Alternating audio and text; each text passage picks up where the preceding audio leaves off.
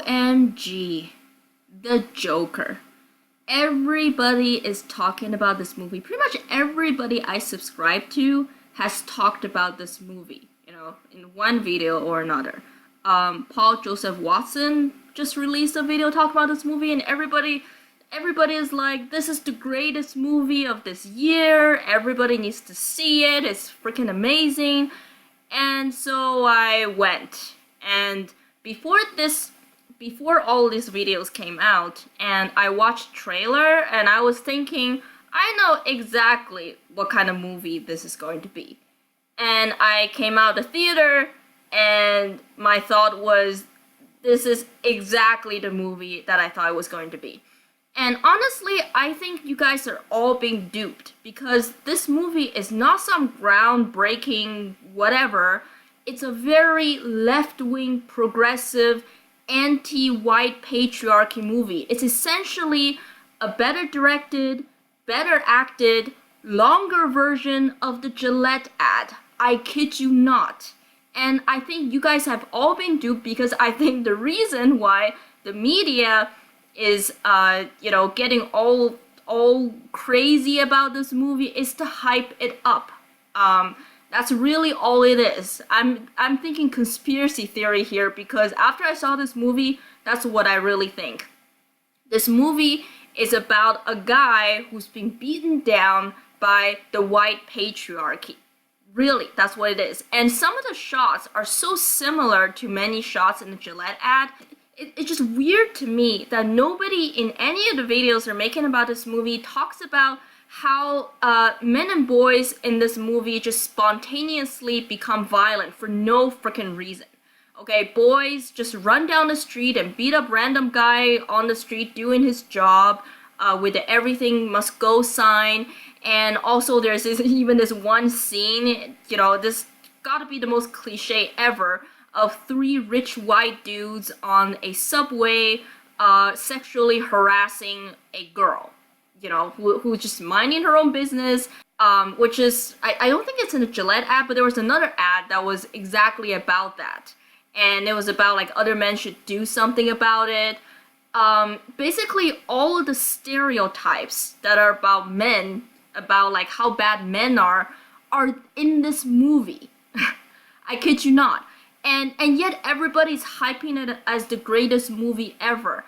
I don't get it. I guess it's just one of those things, like, you see what you want to see, because the mainstream media went kind of crazy about this movie. They kind of went really paranoid about it for some reason, and you think, oh, this movie must be great.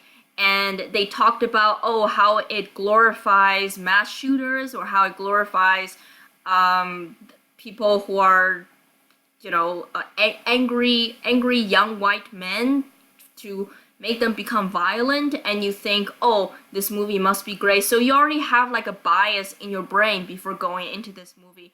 And after you saw it, you're like, yeah, that's exactly what it's about. No, that's not what it's about. Okay, this movie is literally about, okay, spoilers, this movie is literally about a mentally ill guy getting beaten down by the system. And there are also other people who are non-white, like this black woman who's a social worker, also telling him the same thing. She also says exactly the same thing, that they don't care about you or me. It's about people that the left wing thinks are defranchised or oppressed. These include the mentally ill, these include colored people, these include basically most of the poor, and the big bads are the rich white men on the top. And they even flip this movie around, because in the comics, Thomas Wayne is supposed to be kind of a righteous man, a righteous father. He wants to help the society in Gotham City, and Bruce Wayne got a lot of that inspiration from his father in terms of wanting to help people. His father wanted to set an example, but here they made him kind of a bad guy. Now, at one point, this movie did go into kind of a almost revolutionary round regarding the responsibility and accountability of women, of single mothers abusing their sons, and it kind of, dwell almost into the realm of male victims with a female perpetrator. But of course, the movie left it, unsurprisingly, as something very vague. It's up to you to interpret if that was actually true or not, because the movie doesn't want to outright say it, right?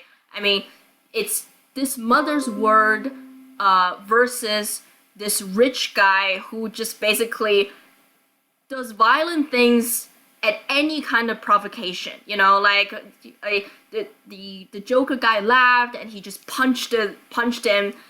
Again, like just everywhere in this movie, it's just like men are just so violent. They just they just go and beat up other people at any kind of provocation. Like, I'm sorry, maybe in a very, very violent society, like, men do that, but this is we know this is a stereotype. We know that men don't typically do this. It's not generalizable. Men don't go around and just beat people up. Doesn't matter if other men are like, you know, really weird or something, but unless it's for physical self-defense, they don't just go and punch somebody just for any kind of provocation. Men have more control than this. And this movie shows otherwise, which is why I'm freaking shocked at all the positive reviews coming out of the alternative media about this. It's shocking me. I mean, we seem to be looking at different movies. The only one, and that was kind of already a cliche, was the Robert De Niro character regarding a talk show host who was making fun of like the Joker guy because, you know, due to his mental illness, like he had this uncontrollable laugh and he couldn't tell a joke as a result because of this laugh. And he makes fun of this mentally ill person. And first of all, is that really kind of reflective society? The current society right now? Well, yes and no. I mean, when there's somebody who's mentally ill, we make fun of them as long as that person is against our side. So, for example, Trigglypuff is most likely a woman with mental illness, right? But she's like on the feminist side, so we make fun of her. And Paul Joseph Watson constantly puts out videos making fun of mentally ill people. So, isn't that kind of hypocritical? But at the same time, though, the way that it's portrayed, like it's not the underpinning problem in today's society with it, which is ideological. Right? The Robert De Niro character in today's society wouldn't have made fun of this stand-up comedian just who has a mental illness just by the virtue of him having mental illness, because he's gonna get a shit ton of backlash about it. So it would have been smarter if the director or the writer would make, let's say, the Joker say something that's politically incorrect, then he makes fun of him. That would make more sense. That would be much more reflective of the current society. Not just the fact that he said some crazy fucked up shit and therefore he got made fun of it, and when he clearly has a mental illness. And also, this is also another thing too. People can detect mental illness, okay, like with this kind of obvious thing. Like, the movie tried to portray everybody, especially men, not being able to identify another fellow human being having mental illness. That's just, again, it's not reflective of the current society. I mean, this movie supposedly took place in the 50s, just based on the fact that it's a black and white TV a lot of times, maybe 50s, 60s, around there. I don't know how the situation was during the 56 America, but this movie is supposed to be reflected today's society. This is not today's society. And I'm not saying today's society is better or worse. I'm just saying that we have problems different than this so-called just pure nihilism. The problem with today's society is, like I said, it's ideology. And this movie doesn't really go into that at all. And I understand totally, because that would be really burn your hand on the freaking stove. The directors, writers, all the actors, they're all left-wing progressives.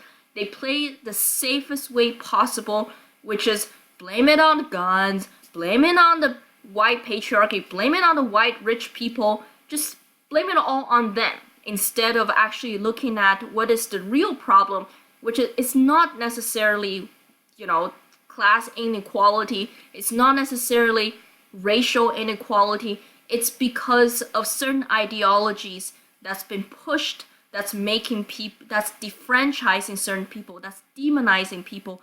That is the real problem that we need to address. All the other problems has already been addressed, and it's a solid, the class inequality thing is a solid left-wing ideology that's constantly being challenged. We constantly challenge what does it mean by class inequality. We also know that many of the defranchised young white men out there, they're not from poverty-stricken neighborhoods. Okay, I mean, they got radicalized not because they were poor, not because they're mentally ill necessarily, but because they've been demonized and defranchised. And this is not something that the movie shows.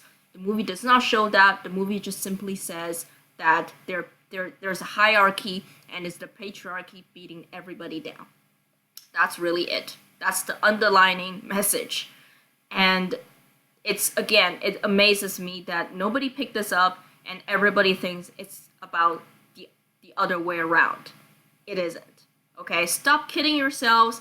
This movie is just okay. It's well acted for sure. It's well directed, but it's kind of a comic book copycat version of Taxi Driver and a number of other movies that have already been released over the years regarding somebody being beaten down and turning violent, basically. And beaten down, I meant physically beaten down. We're really not there yet in the movie industry where we really challenge ideology. We really challenge some of the underpinning problems. So I hope that people who haven't seen this movie go into the movie theater with an open mind and not already thinking it's the greatest movie ever. If you do that, you'll see what I mean. It's a left-wing progressive movie. Like, we need just another one of those. So, yeah, well, good luck.